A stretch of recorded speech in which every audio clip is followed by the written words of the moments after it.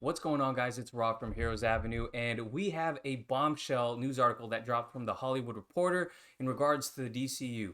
Now, up until now, Peter Safran and James Gunn have kept it really close to the vest in terms of what their plans are moving forward, and James Gunn has been adamant that no one knows the plans outside of himself and Peter Safran.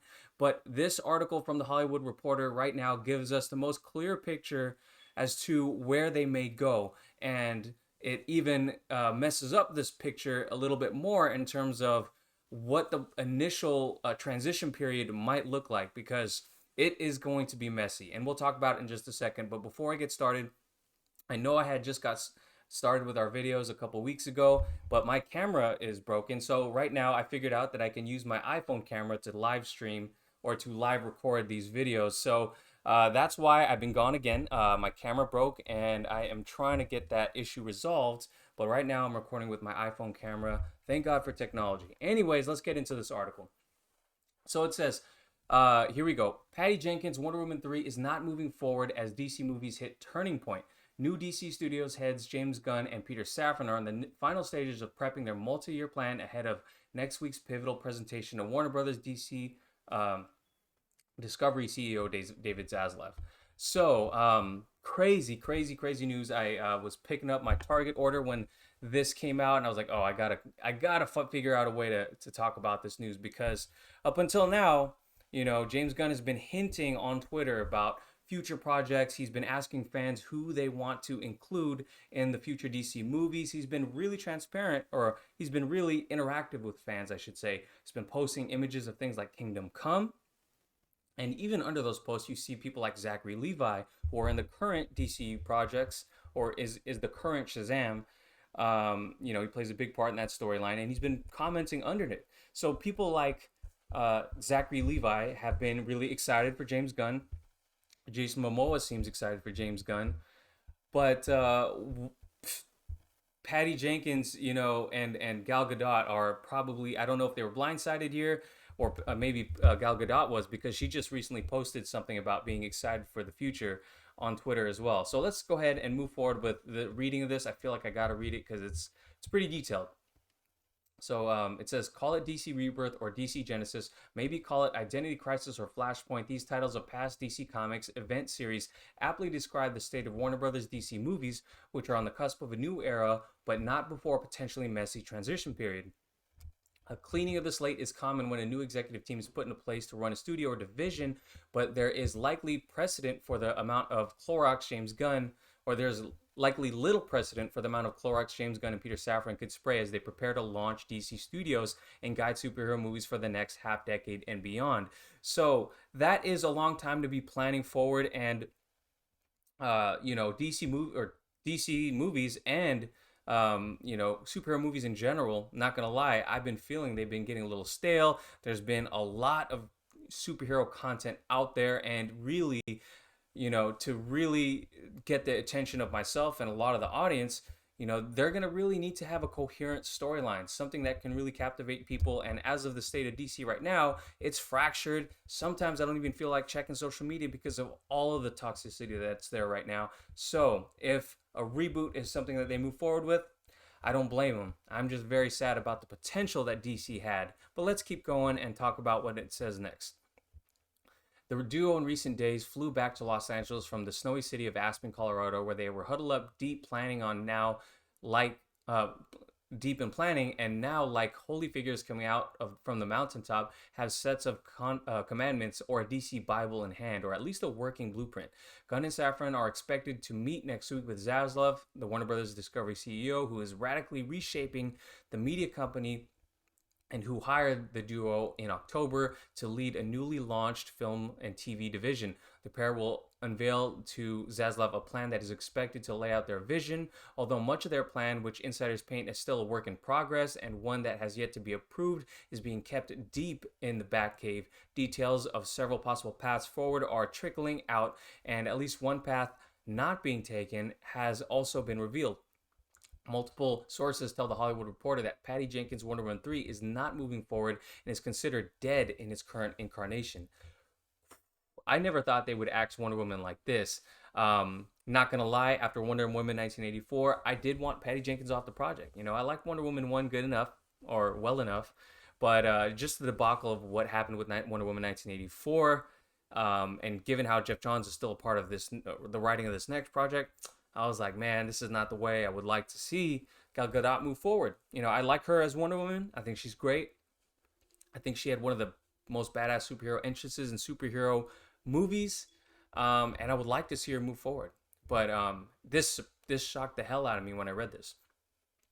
Sources say that Jenkins recently submitted her treatment, co-written by Jeff Johns, and that Gunn and Safran, as well as Warner Brothers Pictures co-chairs and CEOs Michael DeLuca and Pamela Abdy, broke the news to the filmmaker, telling her the project, as it stood, did not fit in with the new but still unfolding plans.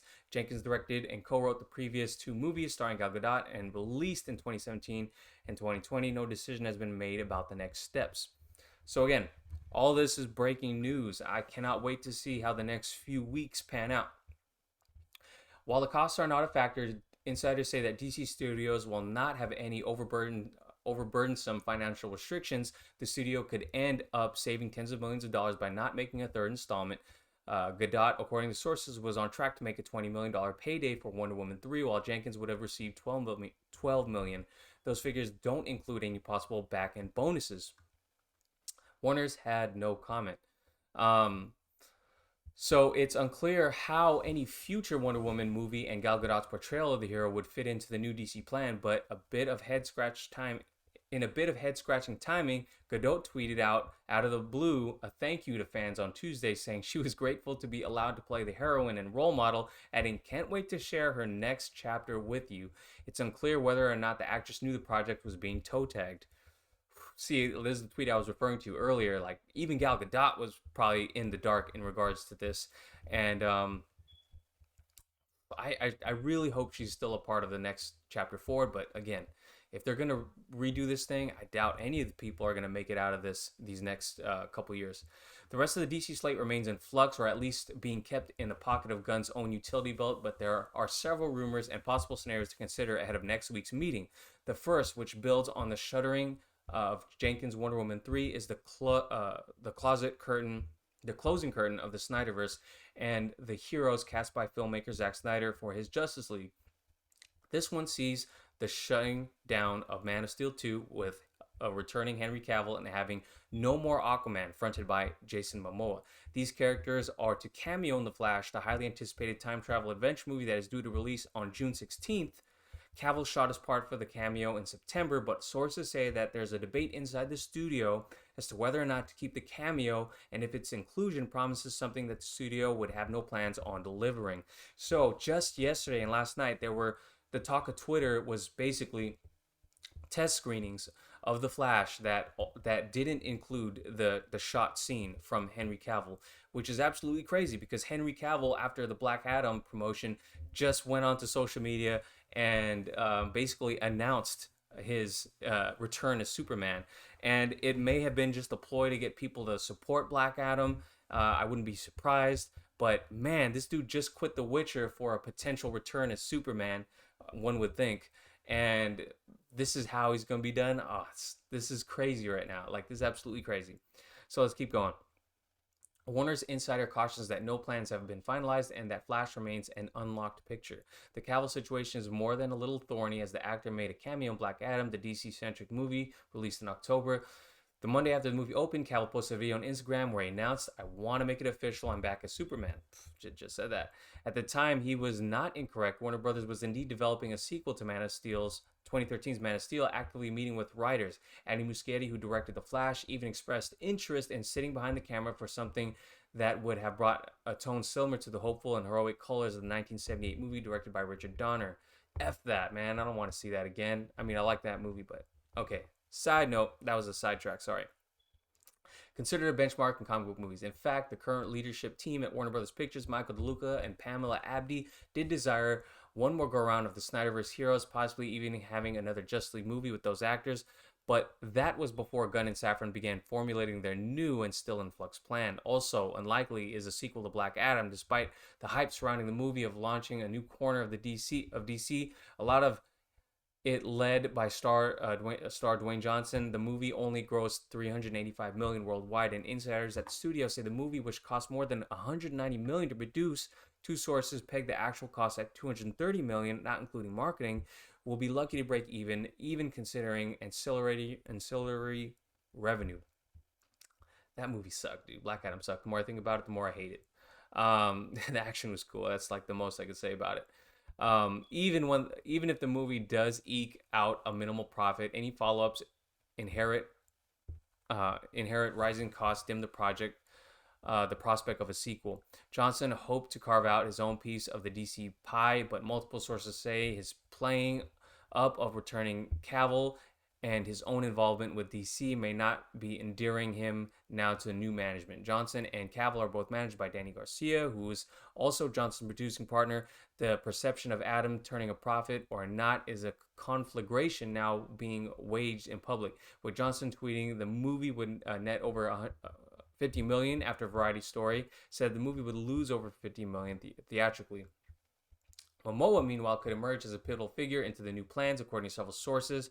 In one scenario, the actor would wrap up his days as the underwater hero Arthur Curry with Lost City, due out December 25th, 2023, which would be the final movie released and was made by the previous regime, but it would not spell the end of the actor's involvement with DC, with sources saying the actor would lead another movie or franchise. The character of Lobo, a foul-mouthed cigar-chomping intergalactic bounty hunter, has been mentioned in connection with Momoa. Now, I made a video about this a while ago. Now, I'm not the most hyped about seeing Lobo. Again, I would think Jason Momoa would love to play the character. He's mentioned as much before, and he would be perfect to play him. And we all know James Gunn loves to put these smaller characters on the big screen. He has a lot more to play with, and there's not as much precedent there, so he has kind of free reign to do what he would like. But I can't imagine the general audience is getting super hyped and coming back to DC for a Lobo project. But perhaps that's down the line. So let's keep reading. Whether or not Momoa does play everybody's favorite Bastich, sorry, I don't even know what that word means. Lobo emerging as a rising character early on in the conversation may point to the kinds of characters the Gunn and Safran team up may be focusing on. The character is an outsider and anti-hero and is keeping in line with Gunn's specialty of taking on offbeat and quirky and flipping it into a crowd-pleasing fare. Kind of like what I just said above.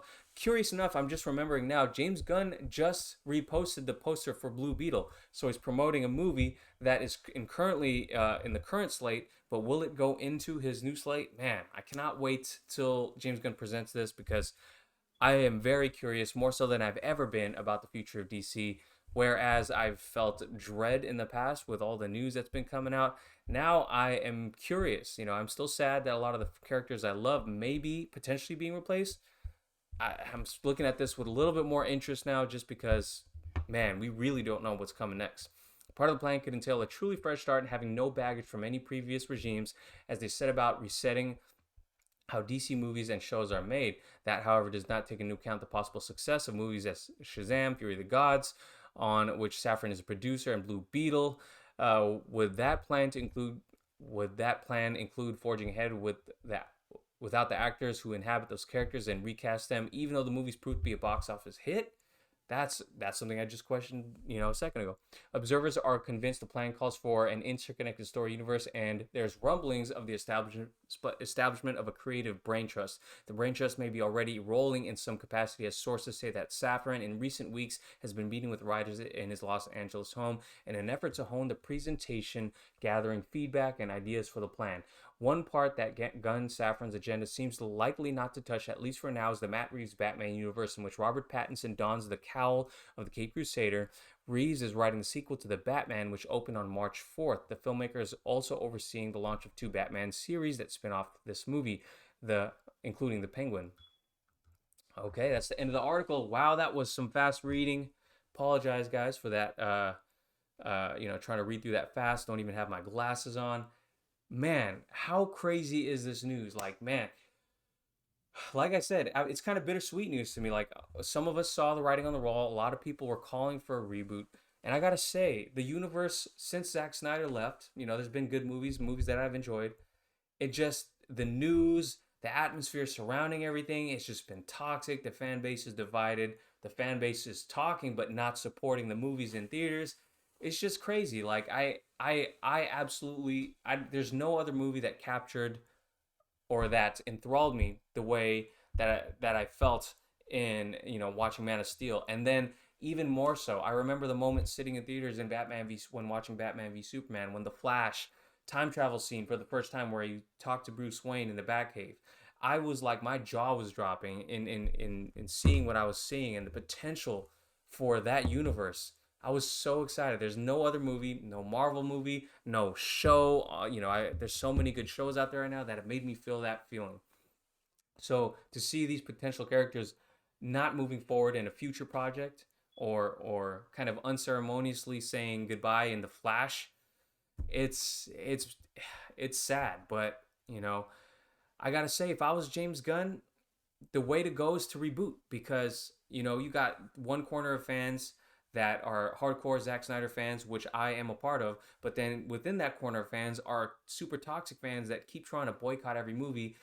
Instead of just not talking about it, they're talking shit about it all day online. And then you got the other DC fans that kind of like everything, but some of those fans that generally talk well about DC, they're not showing up to support the movies in theaters. Just look at Black Adam. I mean, Black Adam, not the best example because when I saw that movie, I was like, it's all right. It was good. It was good. It's all right, But the more I think about it, the more I realize, like, man, I could live the rest of my days not watching that movie again. It was so unforgettable.